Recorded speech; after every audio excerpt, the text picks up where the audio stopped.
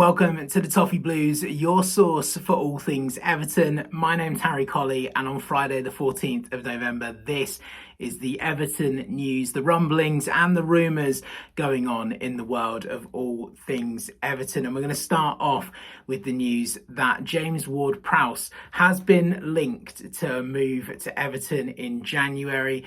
It is expected that he will depart West Ham with the appointment, of course, of Nuno Espirito Santo to West Ham earlier this season.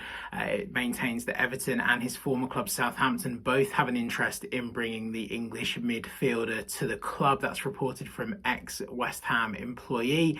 The midfielder definitely likely to leave the club in January. And where does that leave Everton as a link? And does it kind of make a lot of sense for Everton to go in for James Ward-Prowse? Now, for me personally, I would have not voted thumbs up on that particular transfer rumour. Obviously, we were linked to another West Ham midfielder in the summer, in the likes of Thomas Souček, and of course went in a different direction. And right now, with those midfield options with Idrissa Gana-Gueye, with James Garner, of course with Merlin Roll, with Timur Abunam, that we know even with Garner going away to AFCON in late December, early January, the club might have to look at options for midfield. But for me, it's not for me. Okay, he's got this Premier League experience that might be desired by some sections of the fan base, but ultimately he's a player who I think maybe his kind of best days in the Premier League are behind him. And right now, I don't think Everton need to be spending money on players that bulk out the squad. I think they need to be spending money on talent that are going to change in positions that Everton really need support in right now. And I think of all of the positions that we've mentioned on the various outlets here on the Toffee Blues, I don't think we've really cited central midfield as a massive problem. And when we have, we've talked about who ultimately is going to replace Idrissa Gana-Gueye. So what are your thoughts on Everton being linked with West Ham midfielder and former Southampton midfielder James Ward-Prowse? Let us know your thoughts. Currently, the poll running over on the Toffee Blues at Everton newsfeed on X has 61.8% in the thumbs down section, only 22% kind of saying they'd be in favour for it. So I dare say that many of you are in the majority and agreeing with me. But let's not jump to conclusions. Let us know your thoughts in the comments below. Moving to another transfer rumour then, and Everton have been linked for a January loan move for Brighton's Evan Ferguson. This is according to Italian news site La Roma 24. The Irish striker is currently on loan, of course, at fellow Friedkin Group side Roma. He hasn't scored yet in his 10 appearances. He's only picked up 1 assist at Roma, and according to La Roma, they are considering ending the loan early and looking to sign Joshua Zirkzee from Man United on loan. And that, of course, is another player that Everton have expressed some kind of interest in, or apparently so, in the coming weeks, or in the last few weeks, I should say. So where do I stand on Evan Ferguson? Well, he's a Football Manager wonder kid. So for those that think that we play Football Manager here at the Toffee Blues, there would definitely be a bit of a love and affection for bringing Evan Ferguson. But I think that's pretty much where it ends. And given the stats that he has at Roma, and given the stats that he had at Brighton last season as well, is the last thing that Everton need right now is a third striker where he can't hit the ground running, he can't guarantee goals. Now, could David Moyes get a different kind of tune out of him in the familiar surroundings of the Premier League?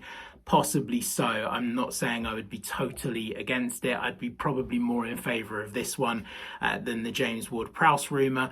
But I think if Everton are going to go for another striking option to kind of displace Barry and Beto and sort of settle that conundrum as to how you play either one of those by going and getting one that usurps both of them, I don't quite know if Evan Ferguson is that player. But do let us know if you think that Evan Ferguson would be a welcome addition to the Everton dressing room come January.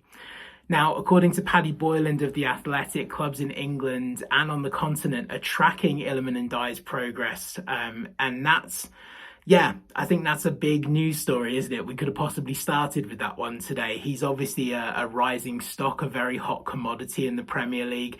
The club are relatively relaxed about Ndiaye's situation. He's very happy on Merseyside. He's settled in the area. He's obviously very close to his Senegalese colleague and teammate Idrissa Gana Gueye. And ultimately, he has 3 years left on his deal. And David Moyes has made that very clear in press conferences, hasn't he? That there is no kind of rush to put a new deal in front of Iliman Ndiaye, that there's no rush to sell him. The club have time, and arguably he has been the club's most consistent outfield performer this season.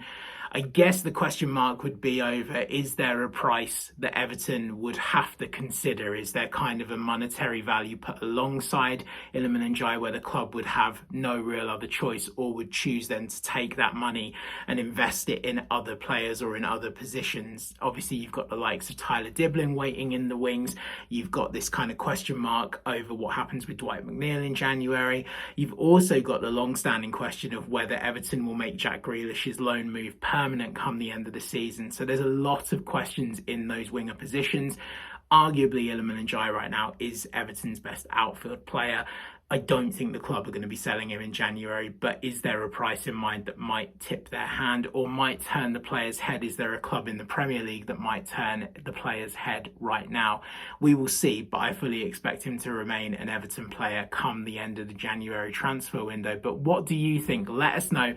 Leave your thoughts and comments on any of the news stories we talked about today in the comment section below. Make sure you like and subscribe to Toffee Blues, and make sure you follow us and keep up to date with all the latest Everton content. I'll be back for another video very soon. I've been Harry Colley. Bye for now. Up the Toffees.